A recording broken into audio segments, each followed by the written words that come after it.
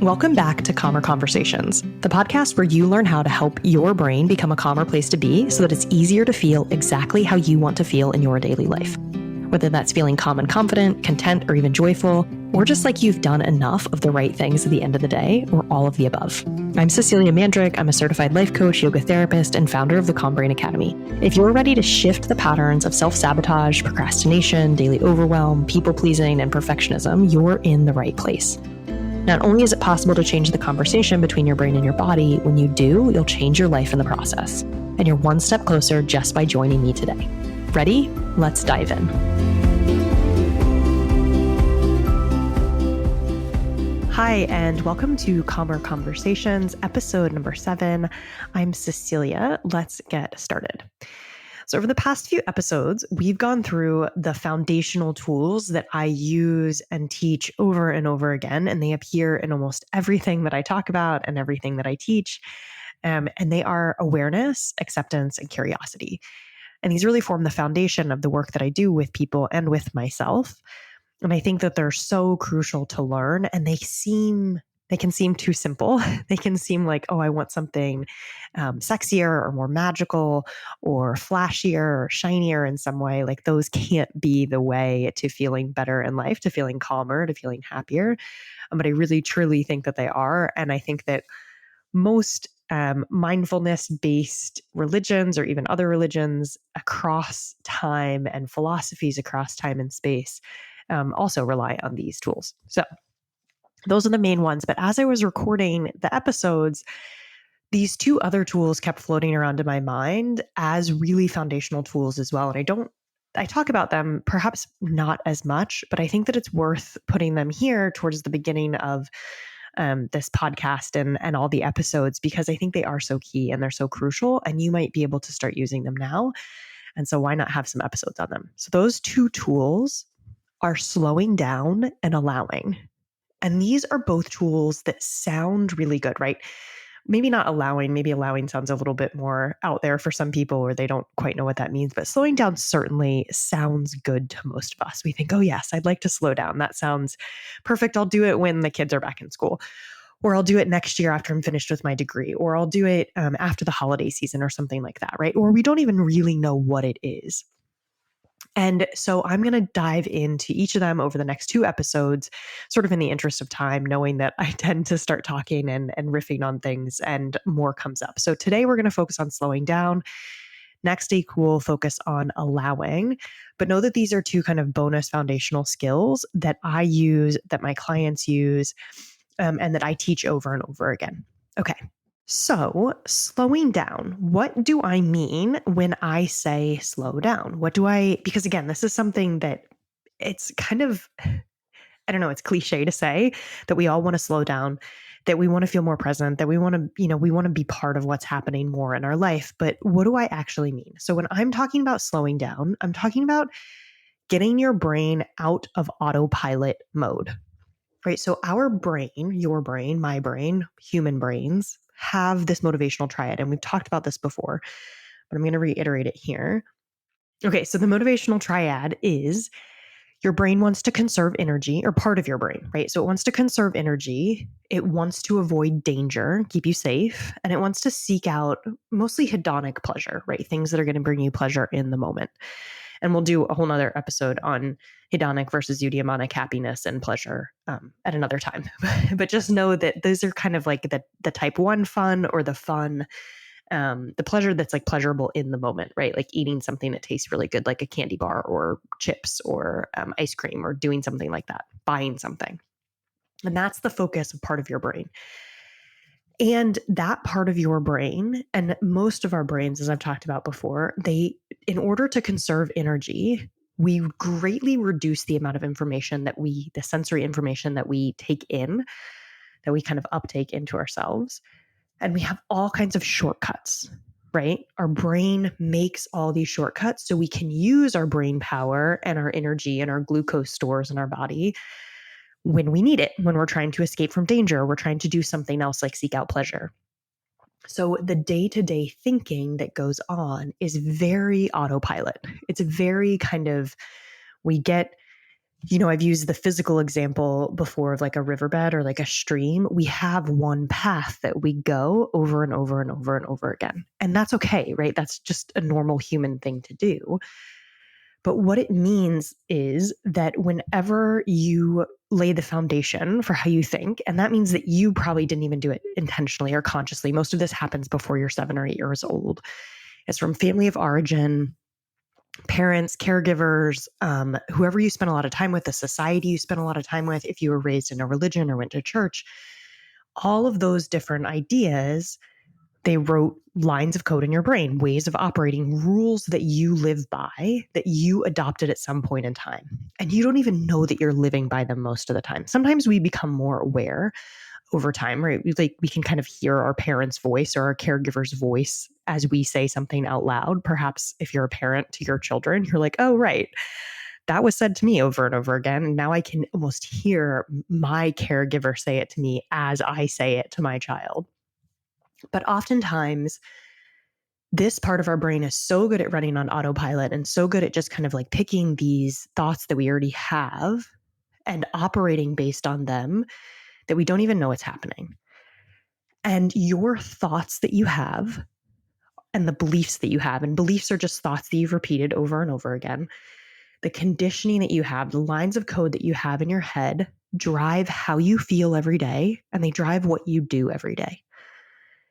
And so it stands to reason that if you want to change what you do and you want to change how you feel, one of the most important things is understanding what you're thinking, understanding those 30 to 90,000 thoughts that are operating in your head every single day, that are on repeat over and over and over and over again, and understanding the stories that are there around everything from what's possible for you to do physically, to how people age, to what money is like in your life, to how you want to parent. I mean, all of these different things, right? To how you hostess or how you host people at your house.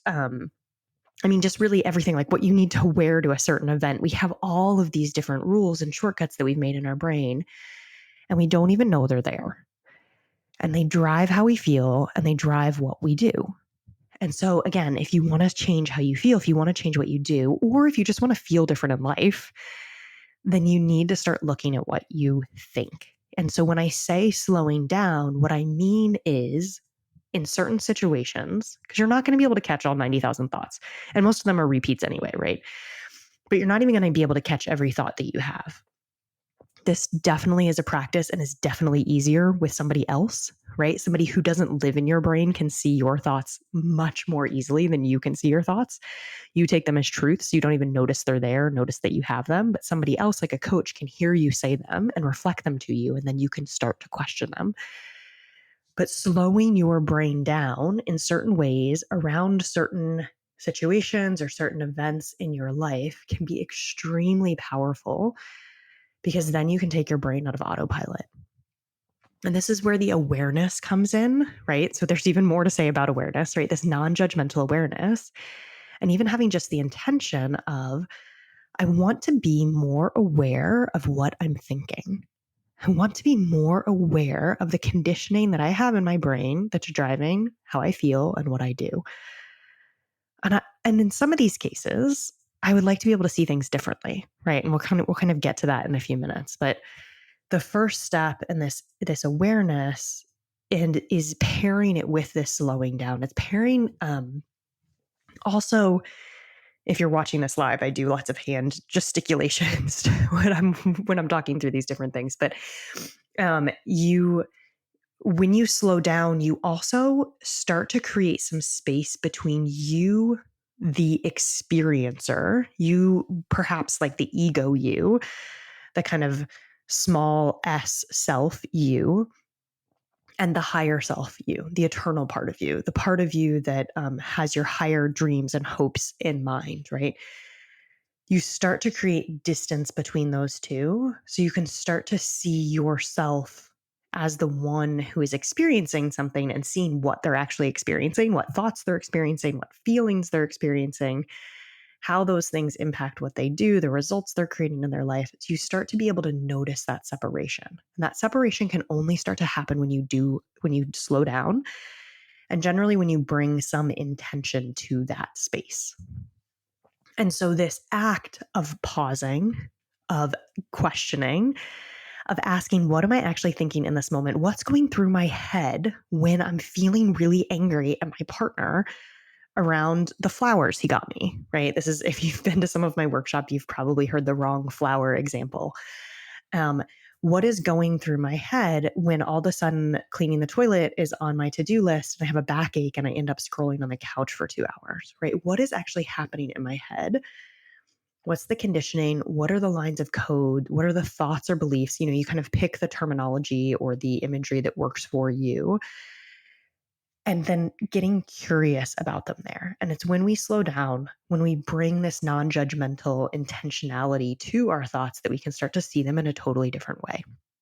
And we're seeing them in this, when we slow down, really just seeing them for what they are, which is just conditioning, right? They're not truths in the universe. They're not truths about you. They are just things that you're thinking and that your brain has created as habits, right? Your brain has decided this is the thing to think to help me survive as a human. This is the rule that I need to adapt and adopt in my life, more adopting than adapting in my life, so that I'm acceptable, so that people like me, so that I will have the right friends, so that, on and on and on, wherever your brain goes. And so this is what I mean when I say slowing down, right? It's taking your brain and it's pausing, it's getting curious in that moment. The other thing that happens with slowing down, and the other important, I mean, all of that is important, right? So if you don't know what you're thinking, it is very hard to make change in your life, right? Whether that's like starting a new habit or changing jobs or thinking of yourself differently or being kinder to yourself or other people, whatever it is for you. If you want to make change in your life, really, truly, you have to understand what you're thinking, because your thoughts are so important in what you do. And of course, you can force change from an action level. You can force yourself to do something else. But ultimately, if you don't change the thoughts behind what you're doing, you will revert. It's why so many people are like, oh, everything was going so well for a month or years, and then something big happened in my life, and I went back to exactly the way I was before, right? Whatever that is around. So that's why that happens, because the core thoughts, the core beliefs, the core conditioning, they weren't changed, because probably you didn't learn how to do this, right? Most people have never heard of this. We haven't learned it. So if you haven't learned it until now, there's nothing wrong with you. It's just not something that maybe has been on your radar. It's not something that most people are taught. The other reason why it's important to slow down is that when you're rushing, when you're going through life on this autopilot mode, and maybe even pushing yourself to do more, to be enough, to get through things, to get through your to-do list, you actually put your nervous system into that sympathetic fight or flight state, right? When you push yourself all the time, when you're not slowing down, you're always in that kind of activated state, and your nervous system gets really used to it. So it almost wants to be there. So slowing down can also feel really uncomfortable if you're not used to it. But if you're always in that sympathetic state, if you're always in that sympathetic state, you actually lose access to higher thinking, to creativity, to your capacity for connection to you and other people, for empathy. So slowing down and getting your nervous system back into a regulated space is actually really crucial for you being the person you want to be in life, right? For being this person who shows up differently, who maybe is able to connect with people around them, who is thinking at the level you want to be thinking at. And oftentimes, if we have been caught up in the rushing or the doing, we think we're kind of led into this false belief that like you're performing best in that space. But that's an adrenaline kind of thing. And that's like a fear thing of, if I don't get it done, or I work better when I feel, the pressure of not getting it done. But really, truly, you're hamstringing yourself in terms of your cognitive ability and your creativity. So if you want to feel more creative in life, if you want to feel like you have access to higher thinking in a different way, slowing down is also really powerful from that perspective, right? So those two reasons, I mean, we could probably go on and on with benefits of slowing down for many reasons. And we'll talk about rest too later on. But right now, just knowing that when you do take the time to slow down and get curious about what's happening in your brain, you will understand your thoughts and conditioning, the lines of code in your brain more fully. You'll be able to understand the impact they're having in your life more fully. And then you can kind of use that curiosity to change them. And ultimately, when you slow down, you also give yourself the chance to regulate your nervous system. And the nervous system is that component that a lot of times we don't talk about, or we talk about in isolation. But again, your nervous system you need to feel safe to slow down. You need to feel safe to do something different. You need to feel safe to be a different version of you. And that comes from caring for your nervous system. So slowing down has lots of different benefits, but those are two of the main ones that I think, and why I think this is a foundational skill, the capacity and the ability to slow down, the practice of slowing down. But how do you use it in your life, right? Because most people aren't going to go from 100 down to 20 miles per hour, kilometers per hour at once, right? We need to make different changes. So I mentioned this earlier in the episode, but I think one really powerful way of doing this, and I'll mention this over and over again, is picking one area where you'd like to bring more intention and you'd like to slow down. So maybe it's one event, maybe it's one time period in your day. And it's just starting to ask those questions that we talked about in the curiosity episode of, how do I want to feel in this moment? How am I feeling right now? What is going through my head right now? How do I want to feel? If I got to choose how I was showing up here, how would I want to be different? And when you start to ask these questions in this space, and when you start to slow down and get really curious about what's happening in your brain, then all of a sudden you can become aware of, again, the changes you want to make, and also how you are being, your autopilot mode is impacting you, right?